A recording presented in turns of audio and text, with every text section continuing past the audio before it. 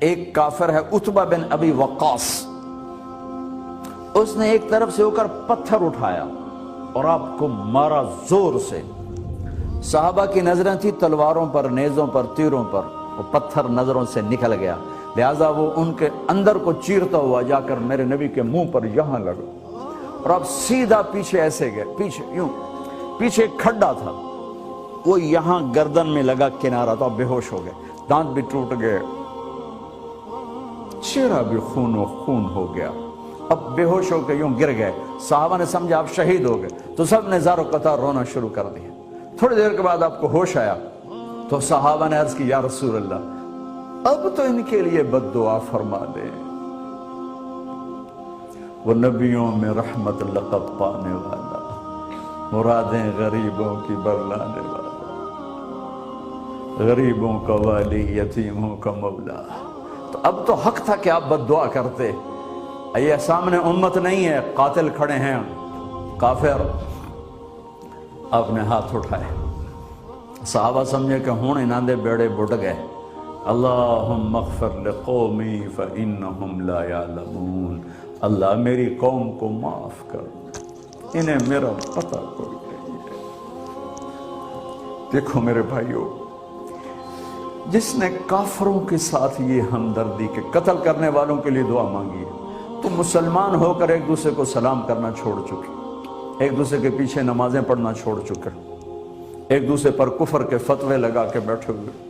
مجھے بتاؤ تم میرے نبی کے ساتھ کیا کر رہے؟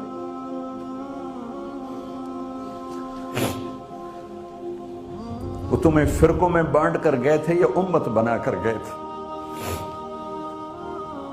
کیوں اس نادان کھیل میں اپنی زندگی برباد کرتے ہو؟ کیوں نہیں مسلمان بن کے رہتے ہو؟ اس امت میں اختلاف شروع سے ہے، ہمیشہ رہے گا، یہاں تک نہ جاؤ کہ ایک دوسرے پر کفر کے فتوے۔ جنت میں کون جائے گا؟ سنیوں نے کہا وہابی کافر، وہابیوں نے کہا سنی کافر، بریلیوں نے کہا دیوبندی کافر، دیوبندیوں نے کہا بریلوی کافر، شیعہ نے کہا سنی کافر، سنی نے کہا شیعہ کافر۔ جنت میں کون جائے گا؟ کچھ تو بھائیو میرے نبی کی محنت کی قدر کرو۔ میرے نبی تو غیروں کو اپنا بنانے آئے تھے، ہم نے اپنوں کو غیر بنا دیا۔ جو نفرت کی آگ وہاں بھڑک رہی ہے، یہاں مت بھڑکاؤ۔ جاؤ میرے دیس میں دیکھو کتنے سر کٹ چکے، کتنے سہاگ اجڑ گئے، کتنی مائیں بے آسرا ہو گئیں، کتنی جوان بیٹیوں کی مانگ ویران ہو گئی۔ کیا اسی کا نام اسلام ہے؟ اسی کا نام عشق رسول ہے؟ اسے وہ دین کہتے ہیں؟ ایک دوسرے کی مسجدوں میں نہیں جاتے ہو، ایک دوسرے کے پیچھے نمازیں نہیں پڑھتے ہو، جنت کے ٹھیکیدار بن گئے ہو۔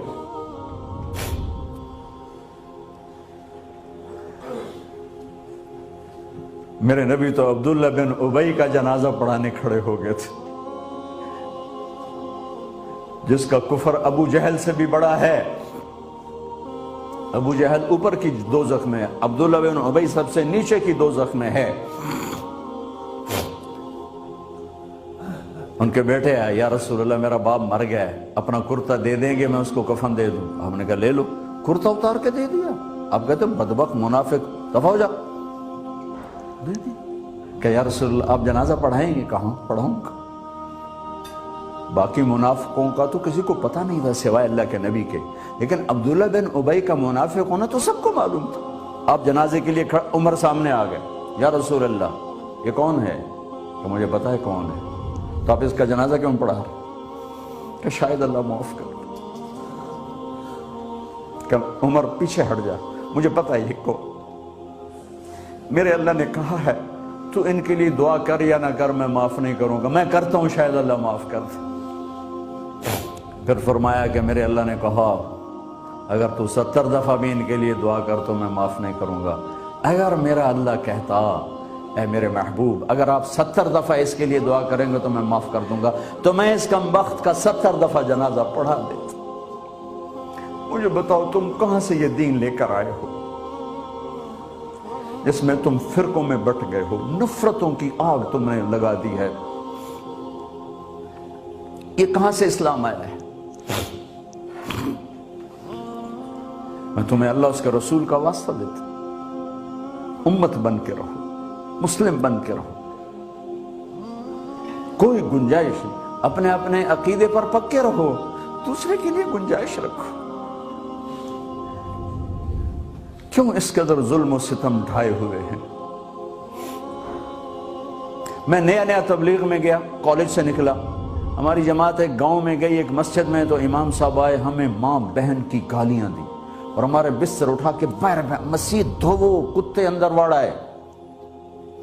میں حیران پریشان، میں تو کوئی نہیں جانتا تھا کہ مذہب کیا ہوتا ہے، فرقے کیا ہوتا ہے، میں تو کالج میں گانے والا تھا، ناچنے والا تھا، جنید جمشید کی طرح، مجھے تو دین کا پتہ تبلیغ سے پتہ چلا۔ میں حیران پریشان کہ یہ مولانا صاحب کہہ رہے ہیں کہ یہ گستاخ رسول ہیں، اور مسجد دھو دو باہر کھڑے ہو، یہ مسجد میں کھڑے ہو کر ماں کی گالی دے رہے ہیں، بہن کی گالی دے رہے ہیں، تو پھر معیار دین کیا ہے؟ اتنی نفرت،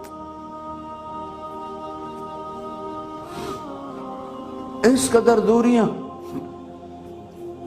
اگر ہم کافر تھے تو ہمیں گلے سے لگاتے، ہمارے نبی کی طرح ہمیں کھانے کھلاتے، ہمیں پانی پلاتے، پھر ہمیں بات سمجھاتے، لیکن ماں بہن کی گالیاں، مسجد میں کھڑے ہو کر، امام مسجد۔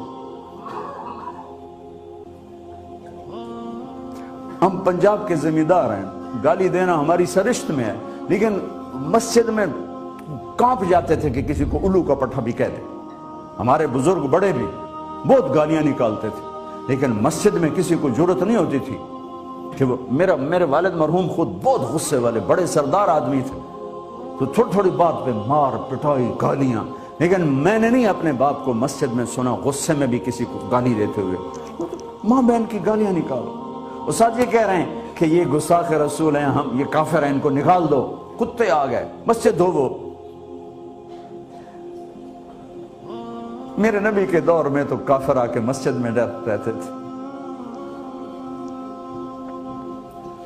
میرے بھائیو، جو میں عرض کر رہا ہوں، میں اپنا دکھڑا بیان کر رہا ہوں، اس کی سنگینی کو سمجھو۔